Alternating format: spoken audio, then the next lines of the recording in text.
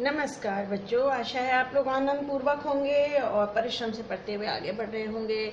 आपका मनपसंद संस्कृत क्लास में डीजी यूट्यूब चैनल आज आपके लिए लाया है पाठ 4 कल्पतरु पाठ का वीडियो। पाठ पर आधारित अभ्यास कार्य का संपूर्ण काम आज आप लोग सीखेंगे और समझेंगे। क्लास 9 की पाठ्य पुस्तक शेमुशी का है ये पाठ। तो हम आगे बढ़े उसके पहले वही रिक्वेस्ट कि अगर अभी तक आपने सब्सक्राइब नहीं किया हो तो संस्कृत क्लास में डीजी यूट्यूब चैनल को सब्सक्राइब करें, अपने साथियों के साथ शेयर करें और वहाँ एक बेल आइकन भी है, ज़रा उसको प्रेस करें तो नियमित तौर पर आने वाले वीडियोस की जानकारी आपको मिलती रहेगी और पढ़ाई में आपको सहायता मिलेगी। तो हम आगे बढ़ते हैं। सबसे पहले है पाठ पर आधारित प्रश्नों के उत्तर संस्कृत भाषा से लिखिए। संस्कृत भाषा में उत्तर लिखने हैं हमको पाठ पर आधारित प्रश्नों के। इस तरह का प्रश्न परीक्षा में नहीं पूछा जाता है। परीक्षा में ऊपर एक पैसेज गिवन होता है, फिर उस पर आधारित प्रश्न पूछे जाते हैं। फिर भी इनको यहाँ समझते चलते हैं हम लोग, समझ लें कि ये इनके आंसर क्या होंगे। कंचनपुरम नाम नगरम कुत्र विभाति स्म। कंचनपुर नाम का नगर कहाँ शोभा देता था? विभाति स्म माने शोभा देता था। तो भाई वो तो हिमालय पर था, तो कुत्र की जगह आएगा हिमवान नाम पर्वते। हिमवान हिमालय को कहते थे, तो कुत्र की जगह आप लिखेंगे हिमवान, तो आंसर बनेगा कंचनपुरम नाम नगरम हिमवान नाम पर्वते विभाति स्म। प्रश्नवाचक शब्द की जगह उत्तरवाचक शब्द लिखा जाएगा।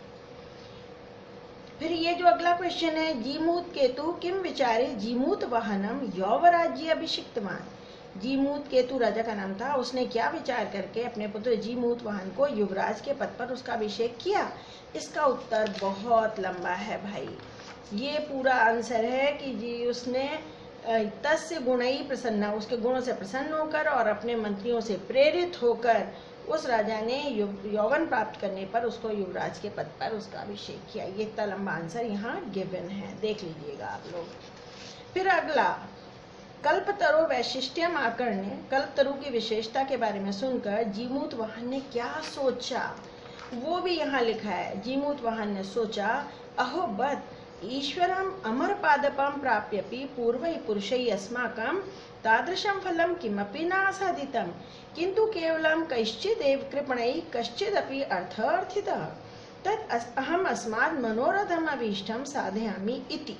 ये इतना बड़ा आंसर है इसका। उसने सोचा कि अरे हमारे पास ये अमर पौधा पहले से है, लेकिन हमारे पूर्व पुरुषों ने इससे ऐसे किसी फल की कामना नहीं करी जिससे वे अमर होते कुछ होते, और उन्होंने जो कुछ कंजूस थे उन्होंने खाली कुछ धन ही मांगा।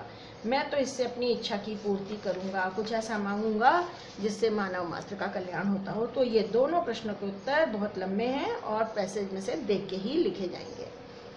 फोर्थ क्वेश्चन, पाठानुसारम संसारे अस्मिन् किम किम नश्वरम किम च अनश्वरम। दो प्रश्न पूछे, क्या क्या नाशवान है और क्या क्या अनश्वर है इस संसार में। तो वही शरीरम धनम च अनश्वरम, ये शरीर और धन तो नष्ट होने वाला है, और परोपकार अनश्वरम, परोपकार अनश्वर है। किम किम नश्वरम, ये आएगा शरीरम धनम च, और इसकी जगह आएगा परोपकार च। जीमूत वाहन से यश सर्वत्र कथम प्रथितम। जीमूत वाहन का यश सब ओर कैसे फैल गया? कैसे फैला? उसने सारे प्राणियों पर बहुत कृपा की थी, तो कथम की जगह आएगा सर्वजीव अनुकंपया। जीमूत वाहन से यश सर्वत्र सर्वजीव अनुकंपया प्रथितम। ठीक है, इसे एक शब्द की जगह आपको उत्तर का शब्द लिखना है। अब आगे देखिए, अब हम जानने वाले हैं कि इस पाठ पर प्रश्न यह है कि अधोलिखितेषु वाक्येषु स्थूल पदानि कस्मई प्रयुक्तानि। यहाँ जो ये मोटे अक्षर में छपा हुआ शब्द है, जो शायद आपको दिखाई नहीं दे रहा है इतना, ये मैं मार्क कर देती हूँ, ये रहा। ये किसके लिए प्रयोग किए गए हैं? पहले आप हमेशा जानिए कि अगर कोई प्रश्न हो कसमई से, तो कसमई का उत्तर सदा ही चतुर्थी विभक्ति में दिया जाता है। ये मैंने लिख दिया चतुर्थी विभक्ति, सदा चतुर्थी विभक्ति में दिया जाएगा उत्तर। तो तस्य, उसकी चोटी के ऊपर कंचनपुर नामक नाम था। किसकी चोटी के ऊपर? नगेंद्र के ऊपर, पर्वतराज के ऊपर। तो तस्य पद नगेंद्राय, चतुर्थी लगाएंगे। तस्य का उत्तर हुआ उसकी चोटी। किसकी चोटी? नगेंद्र की चोटी। राजा संप्राप्त यौवनम तम यौवराज्य अभिषिक्तवान, उसका युवराज पद पर अभिषेक किया। किसका किया? जी मूत वाहन का तो तम है, लेकिन उत्तर द्वितीय में नहीं आएगा, चतुर्थी में आएगा, इसलिए हम लिखेंगे जी मूत वाहनाय। ओके। फिर है अयम तव सदा पूज्य, यह तुम्हारे द्वारा सदा पूजनीय है। ये मंत्रियों ने कहा था कि यह पूजनीय यानी यह कल्पतरु पूजनीय है। तो कल्पतरवे चतुर्थी विभक्ति, कल्पतरु उ एंडिंग शब्द है, इसलिए गुरु की तरह रूप चलेंगे, कल्पतरवे।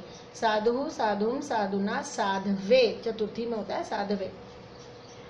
ता त्वम तो जानासी, पिताजी आप तो जानते हैं। तो ये आप कौन है, किससे कहा गया है, जी मूत केतु से, तो फिर वही चतुर्थी में जी मूत केतवे, ये उत्तर। यानी जब भी पूछा जाए कस्मै प्रयुक्तम तो उत्तर हमेशा चतुर्थी विभक्ति में लिखेंगे। आगे देखिए, पर्याय पद पाठ से चुनकर लिखने हैं। ये इस तरह का एग्जाम आएगा क्वेश्चन, लेकिन आंसर आगे जंबल करके लिखे होंगे। मतलब एक सीक्वेंस में एक तरफ ये लिखा होगा और ये आंसर जंबल्ड होंगे, आपको ढूंढ के लिखने होंगे। आपको हिंदी में अर्थ आना चाहिए। पहले इन सबको पढ़िए। पर्वतः पहाड़, इंद्र इंद्र देवता, इच्छितम जो इच्छित हो, धरित्रीम धरती को कहते हैं, वाणी वाणी को कहते हैं, बोली, भूपति राजा होता है, धनम पैसा, समीप मने पास, कल्याणम तो आप जानते हैं, वृक्ष भी आप जानते हैं। तो पाठ में से ढूंढा तो पर्वतः नगेंद्रः, इंद्रः शक्रः, इच्छितम अभीष्टम, धरित्रीम पृथ्वीम, वाणी वाक्, भूपति राजा, धनम अर्थः, समीपम अंतिकम, कल्याणम स्वस्ति और वृक्ष है तरु। अब है विशेषण और विशेष्य को जोड़िए। विशेषण यहाँ लिखे हैं, विशेष्य यहाँ लिखे हैं। पहले इन सबको पढ़िए। कुल क्रमागतः दानवीरः, हितैषिभिः, वीचिवत् चंचलम, अनश्वरः। अब यहाँ पढ़िए, कुल क्रम से आया हुआ क्या था, परोपकारः, मंत्री भी, जी मूत वाहन, कल्पतरु, धनम, कल्पतरु कुल क्रम से मिला था। दानवीर कौन था, सही कहा आपने भाई, जी मूत वाहन दानवीर था। फिर हितैषी कौन थे, सारे मंत्री भी। हमेशा विशेषण और विशेष्य में समान विभक्ति वचन होता है, ये और पहचान याद रखिए। हमेशा समान विभक्ति वचन होता है। तो यहाँ लिखा है भी, तो यहाँ भी। वीचिवत चंचल, लहरों के समान चंचल क्या है, धन, ये भी नपुंसकलिंग, ये भी नपुंसकलिंग। अनश्वर कौन है, परोपकार, ये भी पुल्लिंग, ये भी पुल्लिंग, दोनों शब्द पुल्लिंग। तो इस तरह से हमेशा विशेषण विशेष्य में समान विभक्ति वचन होता है। आगे देखिए, स्वस्ति तुभ्यम, स्वस्ति शब्द के योग में सदा चतुर्थी विभक्ति होती है, हमेशा स्वस्ति के साथ में। तो ये सब स्वस्ति लिखा है, इसलिए यहाँ जो भी शब्द भरा जाएगा उसमें आपको चतुर्थी विभक्ति लगानी है। तो राजन का चतुर्थी राज्ये, स्वस्ति प्रजाभ्य, स्वस्ति छात्राय, स्वस्ति सर्वजनेभ्य, है ना। यहाँ छात्रेभ्य भी हो सकता था, सब छात्रों का कल्याण हो, या बहुवचन भी हो सकता था। अगला क्वेश्चन है, षष्ठी विभक्ति भरिए, षष्ठी विभक्ति का पद भरिए। तो गृह का षष्ठी गृहस्य, पितृ का पितुहु, ये री का रण शब्द है, इनके रूप ऐसे चलते हैं, आर, पिता, पितरम, पित्रा, पितरे, पितुहु, पितुहु, षष्ठी में पितुहु आता है, तो ये पितुहु भरा है यहाँ पर। उसके बाद जी मूत वाहन अ एंडिंग है, तो जी मूत वाहनस्य, और किम का षष्ठी होता है कस्य। अब है प्रश्न निर्माण करिए। प्रश्न निर्माण के वीडियो का लिंक आपको डिस्क्रिप्शन बॉक्स में मिलेगा। ऐसे टच करेंगे तो आपको डिस्क्रिप्शन बॉक्स खुलेगा, तो प्रश्न निर्माण कैसे करने चाहिए उसका लिंक भी आपको मिलेगा वहाँ। ये वीडियो अपलोडेड है। तरोह कृपया, पेड़ की कृपा से, षष्ठी है, हमेशा प्रश्न की विभक्ति और उत्तर की विभक्ति में समान विभक्ति होती है, जो प्रश्न की होगी वही उत्तर की होगी। तरोह कस्य, कल्पतर्वे चतुर्थी है, कस्मई, धनवृष्टया तृतीय विभक्ति है, कया, कल्पतरु पृथिव्याम धनम धनानि अवर्षत, पृथ्वी पर धनों की वर्षा की, धरती पर सप्तमी स्त्रीलिंग, क्यों, क्योंकि पृथ्वी स्त्रीलिंग शब्द है। तो कस्याम, कल्पतरु कस्याम धनानि अवर्षत। फिर जीवानुकंपया तृतीय है, इसलिए कया।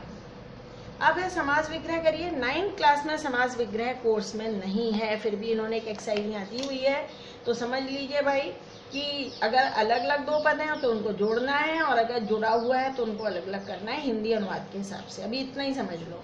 विद्याधरों का पति, विभक्ति हटा देंगे, विद्याधर मूल शब्द है, विद्याधर पति ही। घर का बगीचा, घर का षष्ठी विभक्ति है, तो गृहस्य उद्याने। नगा नाम इंद्र, विभक्ति हटा दो तो बनेगा नग और इंद्र, नगेंद्र।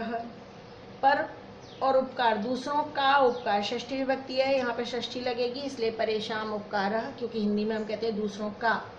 और जीवानामानुकंपया विभक्ति का लोप करिए, मिला दीजिए जीवानुकंपया। 10th क्लास में आप इसे ढंग से पढ़ेंगे।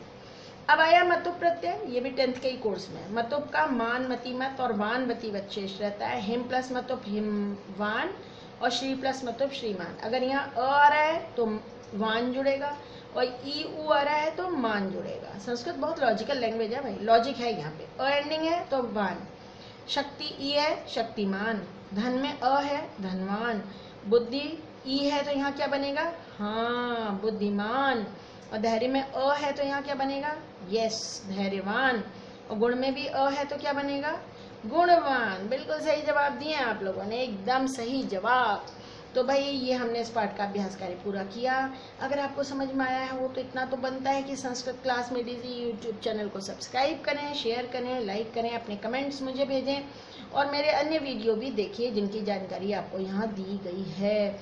और लिंक में देखिए इस पाठ का हिंदी अनुवाद, सारा अभ्यास कार्य, संधि, संप्रत्यय सब कुछ अपलोडेड है पहले से ही। तो भाई पढ़ते रहिए, आगे बढ़ते रहिए। आपके लिए अनंत शुभकामनाएं।